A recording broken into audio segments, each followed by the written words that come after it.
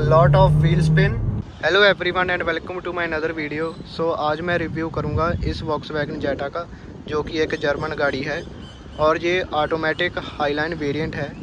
तो चलिए सबसे पहले हम इसके इंजन की बात कर लेते हैं। ये है इसका 2 लीटर टर्बोचार्ज्ड डीजल इंजन जो प्रोड्यूस करता है 140 bhp and 320 newton metre torque. और नीचे आ जाती है इसकी हनीक्रोम ग्रिल, जो नीचे और ऊपर दोनों तरफ हमने इंस्टॉल्ड करवा रखी हैं। और बीच में आ जाता है वॉक्सवैगन का एक बड़ा सारा लोगो। और साइड में बैजिंग आ जाती है GTD की। It's not a GTI, it's GTD, जिसकी फुल फॉर्म है ग्रैंड ट्यूरो डीजल। और इसमें पोलो GTI की किट नहीं लगी हुई है, इसमें GTD की किट लगी हुई है। D फॉर डीजल, क्योंकि ये डीजल गाड़ी है इसलिए इसमें GTD किट हमने लगवाई है। और साइड में आ जाती है इसकी ऑडी मैट्रिक्स LED हेडलाइट्स, जो बिल्कुल ऑडी A4 की शेप की तरह दिखती है। आपने ऑडी A4 देखी होगी, बिल्कुल उसकी शेप की है ये हेडलाइट्स। इसका रात का रिस्पांस बहुत ही अच्छा होता है और दूर तक इसकी लाइट जाती है। और इस लाइट को लगाने से अंदर इंस्ट्रूमेंट क्लस्टर में भी कोई लाइट नहीं आती, क्योंकि जब आप कोई नया बल्ब लगाते हो इस पार्ट नंबर से अलग तो अंदर लाइट आ जाती है, लेकिन इस हेडलाइट को लगाने से अंदर कोई भी लाइट नहीं आ रही। और इधर आ जाते हैं इसके front parking sensors, tow hook, और ये आ जाते हैं इसके फॉग लैंप, जिसको हम कॉर्नरिंग लैंप भी बोलते हैं। कॉर्नरिंग लैंप हम इसको इसलिए बोलते हैं कि जब आप लेफ़्ट हैंड साइड को स्टीयरिंग घुमाएंगे, जब लाइटें ऑन होगी आपकी गाड़ी की, तो इधर इसकी लाइट अपने आप ही जल जाएगी। और अगर आप राइट हैंड साइड को स्टीयरिंग घुमाएंगे तो इधर वाला कॉर्नरिंग लैंप अपने आप ही जल जाएगा। लेकिन ये कॉर्नरिंग लैंप तभी जलेंगे जब आपकी हेडलाइट्स ऑन होगी। और ये गाड़ी बाय द वे पूरी ओरिजिनल है, इसमें कोई भी इसका बम्पर या कोई भी पैनल इसमें पेंट नहीं है। और नीचे आ जाते हैं इसका डायमंड कट अलॉय व्हील्स, जो 16 इंच के हैं। और इसमें टायर लगा हुआ है 205 55 R 16 इंची के इसके टायर हैं और अलॉय व्हील भी है। और साइड में आ जाता है इसका ORVM, और इसमें भी हमने एक फंक्शन अनेबल किया हुआ है, वो इस की के द्वारा। जब इसको आप लॉक करोगे तो अगर 2 मिनट की को प्रेस करोगे तो ये अपने आप फोल्ड हो जाएगा। और अगर आप इसको खोलना चाहें तो गाड़ी को पहले अनलॉक कीजिए और अंदर जाकर ये इग्निशन ऑन कर देना, तो ये अपने आप ही खुल जाएंगे। और आप इसके द्वारा भी खोल सकते हैं, ये साइड मिरर के ही कंट्रोल हैं। और ऊपर आ जाता है इसका शार्प एंटीना, जो FM और रेडियो को चलाने के लिए सही है। और पीछे से ये गाड़ी ऐसी दिखती है। और इधर आ जाती है इसकी टेल लैंप्स, बीच में आ जाती है इसकी LED टेल लाइट, और ये वॉक्सवैगन का लोगो आ जाता है। और 2 लीटर TDI की बैजिंग, और इधर जेटा लिखा हुआ आता है। और इस जेटा में कैमरा नहीं आता है, तो हमने इसका कैमरा इंस्टॉल्ड करवा रखा है, जो कि बिल्कुल ओरिजिनल है और इसका रिस्पांस भी बहुत अच्छा आता है। और साइड में लगवाए हुए हैं हमने LED लाइट्स, और इस LED लाइट्स को इंस्टॉल करते भी इंस्ट्रूमेंट क्लस्टर में कोई लाइट नहीं आ रही। और ये है इसके रियर पार्किंग सेंसर्स, और ये है इसका डुअल एग्जॉस्ट, और ये है इसके रिफ्लेक्टर्स। और इस गाड़ी की बूट स्पेस भी बहुत बढ़िया है, मैं आपको दिखाता हूँ। 510 लीटर की इसकी बूट स्पेस है, जिसमें आपका लगेज बहुत ही प्रॉपर तरीके से, बढ़िया तरीके से आ जाएगा। और अगर आप इसको पुल करोगे तो आपकी ये सीट्स फोल्ड हो जाएंगी। 60-40 रेशो है इनकी सीट्स की, और इधर भी आप पुल करोगे तो ये सीट्स फोल्ड हो जाएंगी, और इससे आपका लगेज बहुत ही आ जाएगा। और अगर आप इसको फोल्ड करोगे, और नीचे आ जाती है इसकी स्टेपनी, जैसा कि आप देख सकते हैं। ये भी 205 55 R 16 की स्टेपनी है, और इसमें कंपनी अलॉय व्हील नहीं देती। और इसकी बैक सीट में भी स्पेस बहुत है, मैं आपको दिखाता हूँ। ये मैं बैठ गया, आप देख सकते हैं इसकी स्पेस बहुत ही बढ़िया है, और इसका हेडरेस्ट भी बहुत बढ़िया है। और ये है इसका डोर पैनल, जो कि हार्ड प्लास्टिक का है। और ये है इसकी कंफर्टेबल सीट्स, और इनका डिज़ाइन भी बहुत अच्छा है। आप लॉन्ग ट्रिप पे आराम से जा सकते हैं इस गाड़ी में।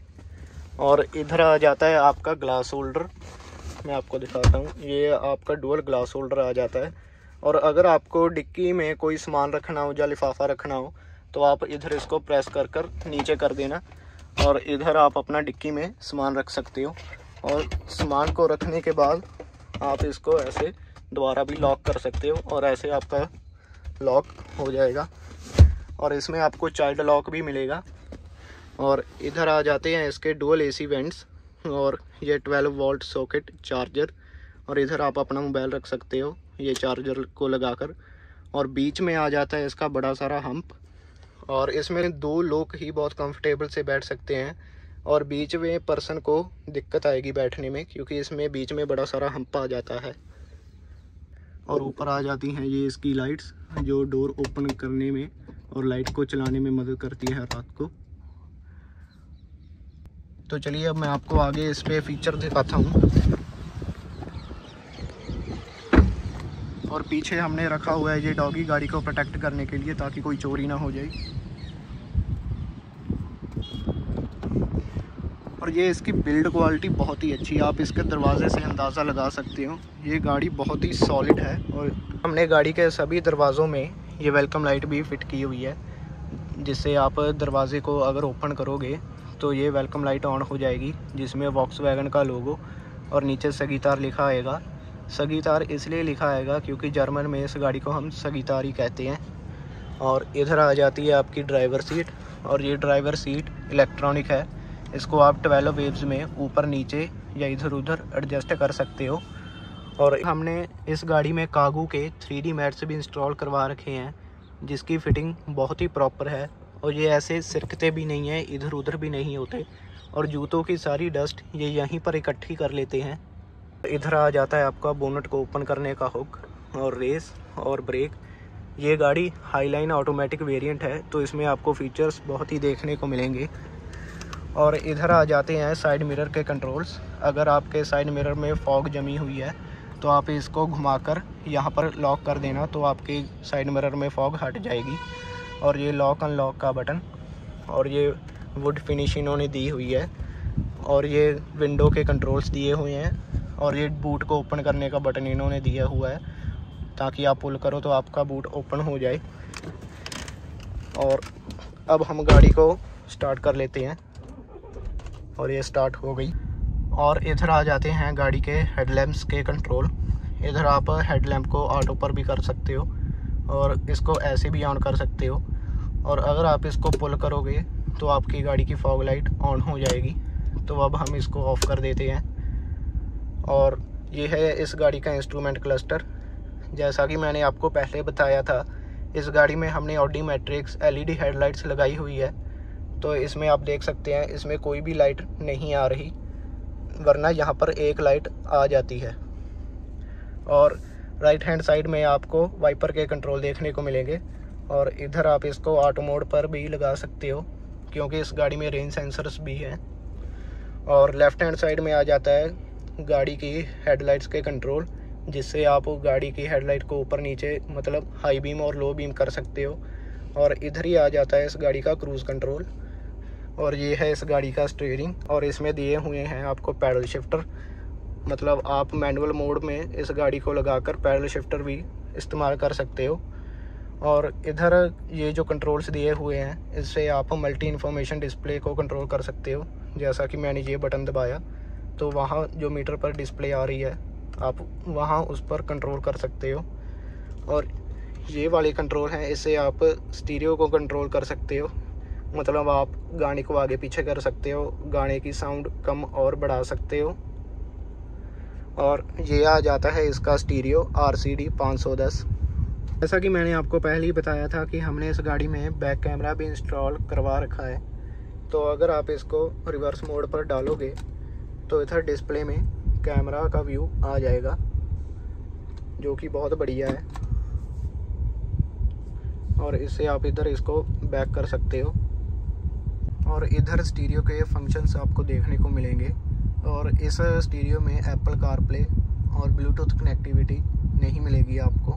और इस गाड़ी का साउंड सिस्टम भी बहुत अच्छा है। तो चलिए मैं आपको सुनाता हूँ।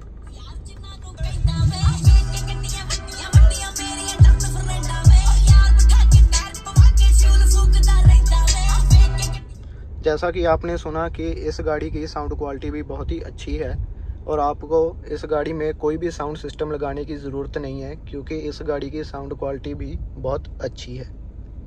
और ऊपर आ जाते हैं इसके एसी वेंट्स।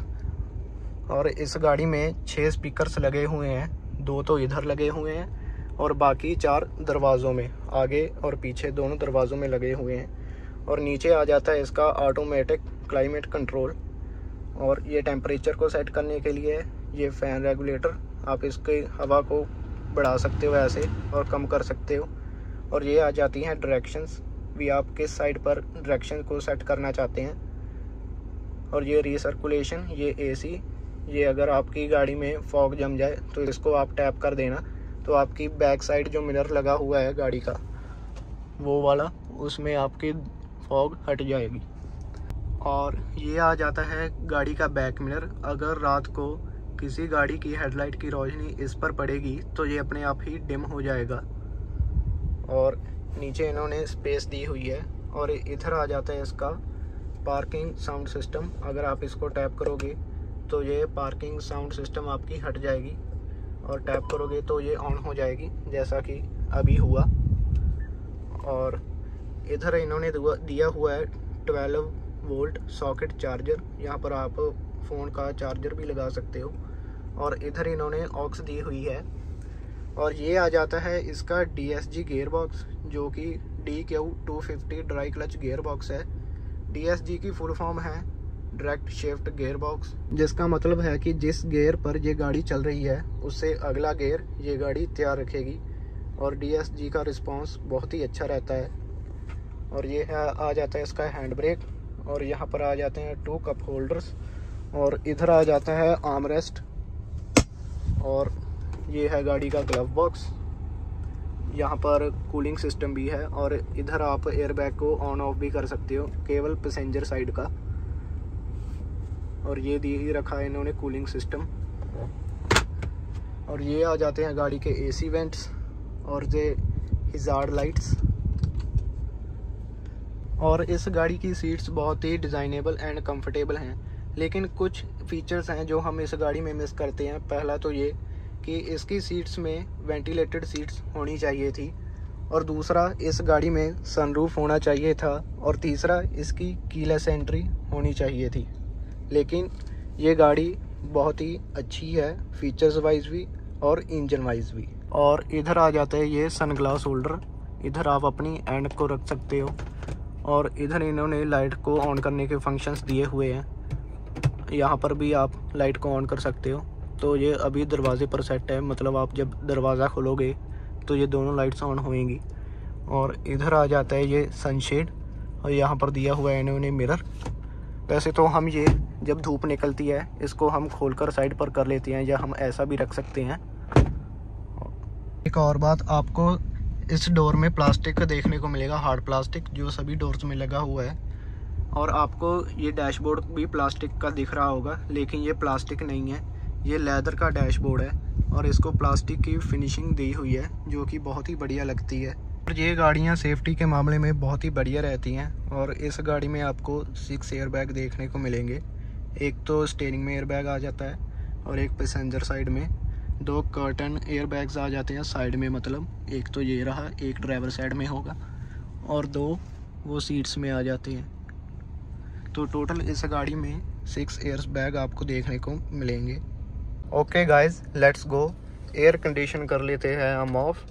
और इस गाड़ी में ट्रैक्शन कंट्रोल आता नहीं, तो इस गाड़ी का ट्रैक्शन कंट्रोल ऑन ही रहता है। और सबसे पहले हम चलाएंगे इसको ड्राइव मोड पर, hand brake down and हिजार्ड lamp of. और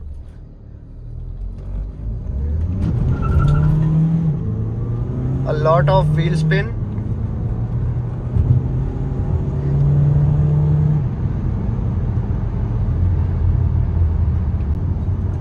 इस गाड़ी का इतना अच्छा पंच है कि जब मैंने एक्सीलेटर दबाया था तो ये मुझे ऐसे सीट के पीछे चिपका देती है। तो अगर मैं सीट के आगे भी होना चाहूँ तो ये मुझे होने नहीं देती। ऐसा अच्छा इसका रिस्पांस है गाड़ी का। अब देखो, अब ये गाड़ी D6 पर चल रही है और सामने एक गाड़ी है अगर मैं इसको ओवरटेक भी करना चाहूँ तो बड़ी मैं इजीली से कर सकता हूँ। बस मैंने थ्रॉटल थोड़ा सा दबाना है और ये गियर छोटा करके अपने आप ही आगे निकल जाएगी। ये देखना, वो ये देखो, इतना इस गाड़ी का क्विक रिस्पांस है ना कि आप इस गाड़ी का फुल थ्रॉटल दबा ही नहीं सकते। फुल थ्रॉटल दबाने से इस गाड़ी से डर लगता है। इतनी अच्छी गाड़ी बनाई है ये वॉक्सवैगन वालों ने। और इस गाड़ी का ट्रैक्शन भी बहुत बढ़िया है। आप हाई स्पीड पर इस गाड़ी को मोड़ सकते हो और ये ट्रैक्शन लूज नहीं करेगी। ये देखो कितना अच्छा रिस्पॉन्स आया है।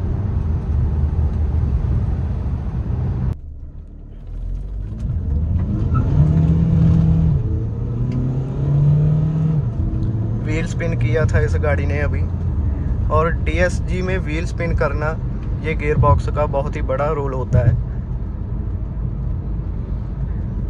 ये गाड़ी रोड पे इतनी स्मूथ चलती है ना कि लगता ही नहीं ये गाड़ी रोड पर चल रही है। और इसका इंजन बिल्कुल भी लोड नहीं मान रहा, जैसा इंजन लोड मारने लग जाता है हाई स्पीड पर, ऐसा बिल्कुल भी नहीं है। ये हाई स्पीड पर भी ये गाड़ी बहुत ही स्मूथ चलती है। और इसके DSG गियर का रिस्पांस भी बहुत अच्छा है। क्विक शिफ्ट करता है इसका DSG गियर बॉक्स। और अभी भी ये गाड़ी बहुत ही स्मूथ चल रही है। ऐसा नहीं है कि कोई भी वाइब्रेशन इस गाड़ी में हो रही हो, ऐसा बिल्कुल भी नहीं है। जब ये गाड़ी इंडिया में लॉन्च हुई थी तब इसकी कीमत थी, स्टार्टिंग कीमत 14.5 लाख, और इसका हाईलाइन वेरिएंट था 22 लाख का। और ये गाड़ी हाईलाइन वेरिएंट है ऑटोमेटिक। और इस गाड़ी की टॉर्क शुरू होती है 1700 RPM से लेकर 3000 RPM तक। जब आप 1700 RPM से लेकर 3000 RPM तक इस गाड़ी को भगाएंगे तो बहुत ही इस गाड़ी का अच्छा पंच आता है। ये आपको ऐसे सीट के पीछे चिपका देती है और इसकी सीट्स बहुत ही कंफर्टेबल हैं। ये आपको ऐसे पूरा जकड़ कर रखती हैं, मतलब ऐसे नहीं है कि आप इस सीट्स पर बैठो और थक जाओ, ऐसा बिल्कुल भी नहीं है। बहुत ही कंफर्टेबल है इसकी सीट्स। और ये गाड़ी अभी 100-120 पर जा रही है और इंजन पर बिल्कुल भी इस गाड़ी का लोड नहीं आ रहा, जैसे इंजन कोई रैटलिंग साउंड कर देता है। अभी ये गाड़ी ओवरटेक में बहुत बढ़िया है, मैं आपको दिखाता हूँ। अभी इसका D5 गियर लगा हुआ है, ड्राइव मोड पर 5th गियर, और सामने ट्रक है। और अगर मैं इसको ओवरटेक करूँगा तो ये गाड़ी अपने आप गियर छोटा कर लेगी और ऐसा पंच आएगा ना, ये देखना, ये देखो। मैनुअल गाड़ी में क्या होता है, पहले हमें क्लच दबाकर गियर छोटा करना पड़ता है, फिर उसमें थोड़ा बहुत लैग आता है, फिर गाड़ी निकलती है। इसमें ऐसा नहीं है। इसमें बस आप एक बार गाड़ी का पंजा दबाओ और गाड़ी बस ऐसे क्विक रिस्पांस देके गाड़ी निकलेगी। और ये गाड़ी 100-120 में कब चढ़ जाती है इस गाड़ी का पता ही नहीं लगता। और ये देखो इतनी हाई स्पीड पर मैं गाड़ी को मोड़ रहा हूँ और इसका ट्रैक्शन कंट्रोल भी बहुत ही बढ़िया है। ये गाड़ी इतनी प्यारी चलती है ना कि आप इसको ऐसे नॉर्मली चलाओ, ऐसे भगाओ मत, नॉर्मल चला के भी इसको बहुत ही मज़ा आता है।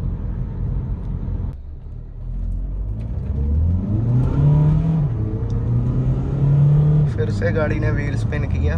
बहुत ही यार इसका अच्छा रिस्पांस है। इस गाड़ी को चलाकर बंदा थकता नहीं है एक तो। और इस गाड़ी का स्टीयरिंग का कैलिब्रेशन भी बहुत अच्छा है। मान लीजिए अभी मोड आ रहा है तो मैं ये गाड़ी को मोड़ रहा हूँ तो ये स्टीयरिंग अपने आप ही सीधा हो जाता है और इसको ऐसे हाथों से सीधा नहीं करना पड़ता, जो कि एक बहुत ही अच्छी बात है। चलिए अब हम इसको स्पोर्ट मोड में चलाकर देखते हैं। ड्राइव मोड में तो इसका रिस्पांस बहुत अच्छा रहा।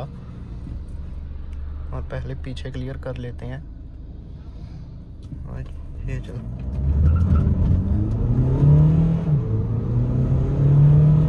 स्पोर्ट मोड में भी ये व्हील स्पिन करती है। और स्पोर्ट मोड में डालकर इसकी पिकअप में इतना फ़र्क नहीं आया, बस थोड़े बहुत आरपीएम इसके ज़्यादा रेव होते हैं, लेकिन पिकअप उसकी उतनी ही रहती है। और ये देखो अब मैं रेस दूंगा, अपने आप ही इसका इतना क्विक रिस्पांस रहता है ना गाड़ी का, और आप इस गाड़ी का फुल थ्रॉटल तो दबा ही नहीं सकते। ये देखो 100 से 100 पर कब चढ़ गई इस गाड़ी का पता ही नहीं लगता। स्पोर्ट मोड में बस इसके आरपीएम हाई रहते हैं, और पिकअप में इस गाड़ी की इतना फ़र्क नहीं आता, पिकअप इसकी उतनी ही रहती है। और ये देखो इसका गाड़ी का क्विक रिस्पांस।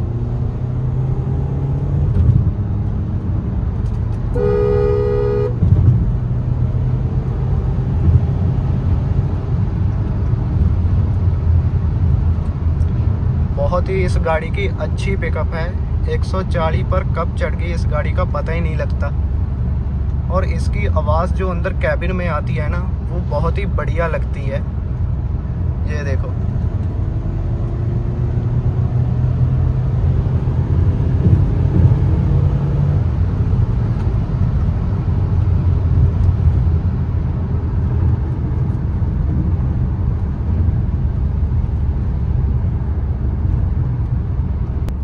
इस गाड़ी के आप पैडल शिफ्टर भी यूज़ कर सकते हो, और जैसा कि मैं अब करके आपको दिखाता हूँ। और ये मैंने पैडल शिफ्टर को टैप किया और वहाँ पर ये गाड़ी मैनुअल मोड पर आ चुकी। और इधर आप पैडल शिफ्टर को टैप कर गाड़ी का गियर भी कम कर सकते हो। ये देखो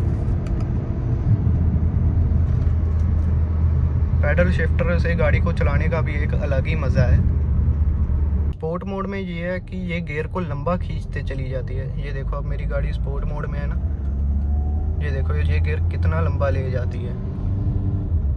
बस स्पोर्ट मोड में यही है कि ये गियर की रेशो को बढ़ा देती है, और गाड़ी की स्पीड थोड़ी बहुत ही ज़्यादा होती है, और इतना फ़र्क नहीं पड़ता इसकी पिकअप में। ये देखो ये आरपीएम हाई लेकर चली जाती है, और 3000 आरपीएम तक ये गियर बदलती है।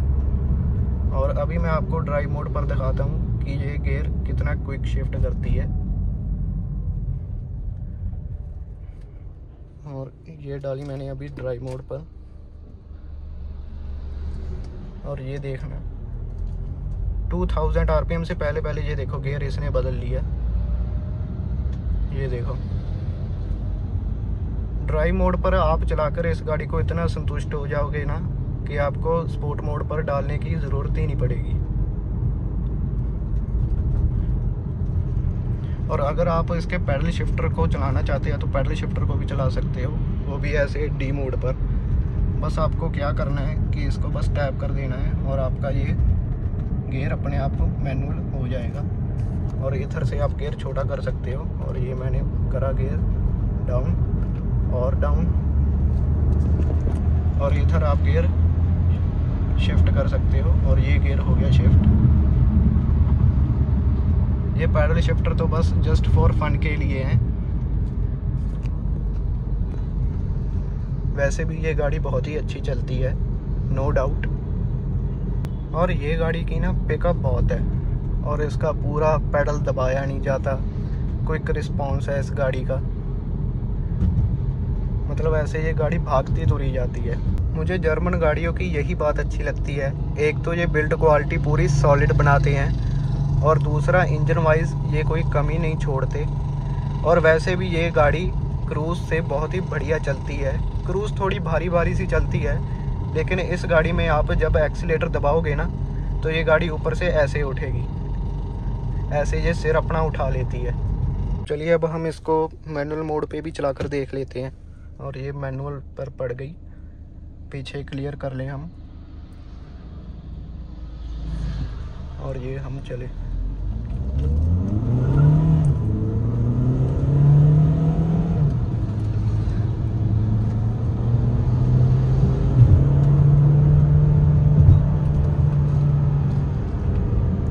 मैनुअल में इसकी पिकअप और बढ़ जाती है स्पोर्ट मोड से मुताबिक। अभी मैंने डी पर शिफ्ट कर दिया। मैनुअल मोड में इसकी पिकअप बढ़ जाती है, स्पोर्ट मोड में इसकी पिकअप थोड़ी सी बढ़ती है, ज़्यादा फ़र्क नहीं पड़ता, लेकिन मैनुअल मोड पे इसका फ़र्क पड़ता है। मैनुअल में ये गाड़ी बढ़िया भागती है। और इस गाड़ी का ग्राउंड क्लियरेंस 159 mm है। बस आपको गड्ढे में थोड़ा सा गाड़ी को ध्यान से चलाना पड़ेगा। भागने में तो ये गाड़ी पूरी एक्सपर्ट है। ये असली 2 लीटर डीजल रॉकेट है। लोग क्रूज़ को बोलते हैं, लेकिन नहीं, ये जेटा 2 लीटर डीजल इंजन है जो ऑटोमेटिक वर्जन, ये असली रॉकेट है। अब ये गाड़ी का रिस्पांस देखना। अब ये गाड़ी मैं नॉर्मली चला रहा हूँ, मैंने हल्का सा पैडल दबाना है और ये अपने आप ही गियर छोटा करके इतना अच्छा पंच देगी। ये देखना, ये देखो।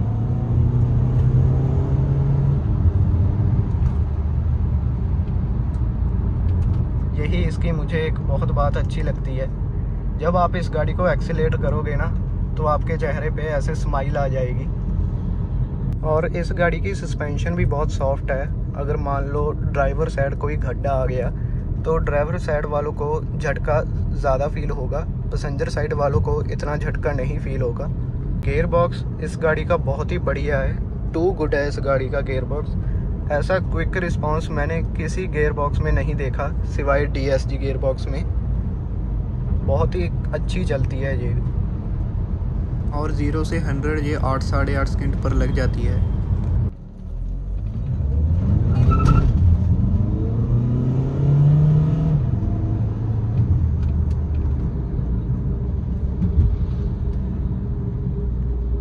और इस गाड़ी में आप क्रूज़ कंट्रोल भी एक्टिवेट कर सकते हो।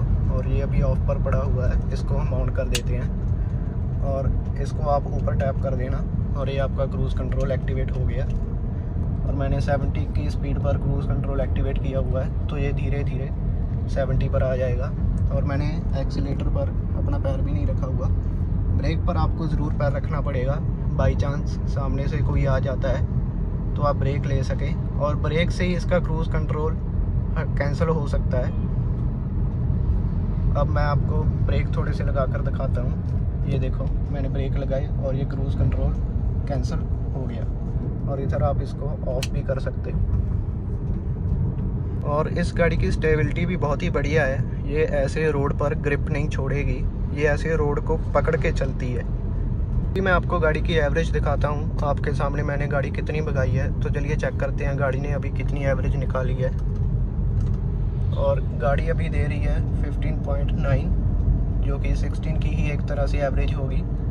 और अगर आप इसको 70-80 की स्पीड में चलाओगे तो ये 26 और 31 की एवरेज निकाल देगी। हाईवे पे ये गाड़ी 20-21 की एवरेज देती है और सिटी में ये देती है 17-18 की एवरेज, जो कि बहुत बढ़िया है।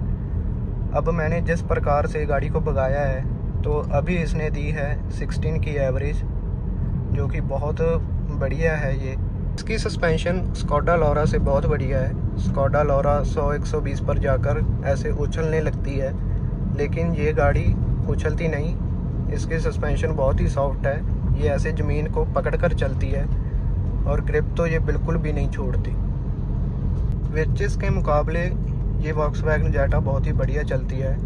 विर्चिस में कैबिन में इंजन की नॉइज़ बहुत आती है और विर्चिस में इतना अच्छा पुल भी नहीं है, लेकिन इस डीजल 2 लीटर जेटा का पंच बहुत ही अच्छा है। और विर्चिस की सस्पेंशन भी थोड़ी सी स्टिफ है, लेकिन ये गाड़ी बहुत ही कंफर्टेबल एंड स्मूथ चलती है, नो डाउट। और इस गाड़ी का स्टीयरिंग कैलिब्रेशन भी बहुत बढ़िया है। मैं आपको दिखाता हूँ। जैसे मैंने ये गाड़ी घुमाई और ये इसका स्टीयरिंग अपने आप सीधा हो जाएगा, आपको हाथ से घुमाने की ज़रूरत नहीं है।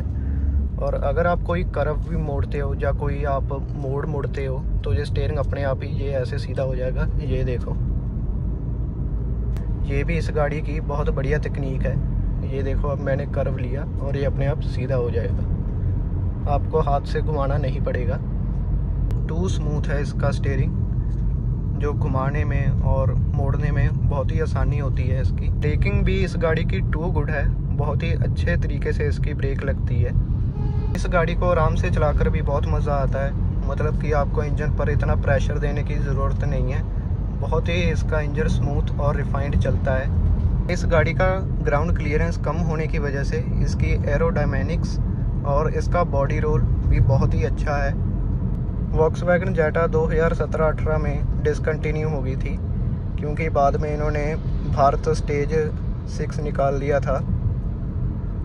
और अभी ये आपको बाज़ार में सेकंड हैंड ही मिलेगी। वॉक्सवैगन वालों का ये 2 litre turbo charged diesel engine बहुत ही बढ़िया रहा, और जिसमें इसका इंजन का क्विक रिस्पॉन्स है। वॉक्सवैगन वालों ने मुड़ के ऐसा इंजन निकाला ही नहीं। अब तो वो 1 लीटर या 1.5 टर्बो चार्ज पेट्रोल इंजन निकाल रहे हैं, जिसमें वर्चिस और स्लाविया ही आ रही हैं। लेकिन डीज़ल का पंच पेट्रोल से बहुत ही अच्छा होता है। अगर आप कार एंथुसियास्ट हो, गाड़ी को चलाना पसंद करते हो, तो आपको ये गाड़ी ज़रूर लेनी चाहिए। तो दैट्स फॉर टुडे गाइस। अगर आपको ये वीडियो अच्छी लगी तो लाइक करें, कमेंट करें, शेयर करें और सब्सक्राइब करना ना भूलें। और आपको बताएं ये गाड़ी कैसी लगी, ये इंडिया में डिसकंटिन्यू होनी चाहिए थी कि नहीं। Till then, peace out.